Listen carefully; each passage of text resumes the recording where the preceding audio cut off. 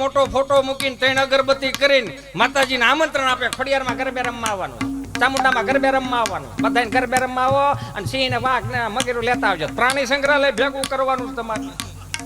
3 અગરબત્તી કરીને પછી સફરજનમાં ખોડી દઈને પછી મહાનગરના ગરબા કેવા ચડે. આવા જો મહાનગરના ગરબા વધતો તો ક્યાં વાંધો. સાંભળો તો ખરા.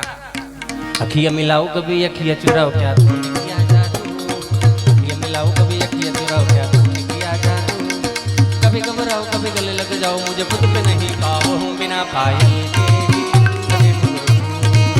बिना पायल के.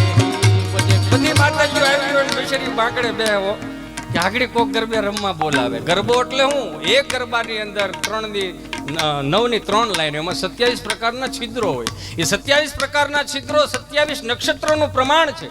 એટલે તમે 4 ચોકની વચ્ચે તમે ગરબે ઘૂમતા હો ને એટલે અખિલ બ્રહ્માંડની પરિક્રમા કર્યાનું તમને ફળ મળે. એ આ સનાતન સંસ્કૃતિનું છે સાહેબ. બધી માતાજીઓ અંદર અંદર વાત કરે. ખોડિયારમાં અંબેમાં હા તો કે હાલો હવે અહીંથી જાય. કાં તો કે છોકરાઓ ગરબો નથી છોડાવ્યો તો ડમરી છોડાવી,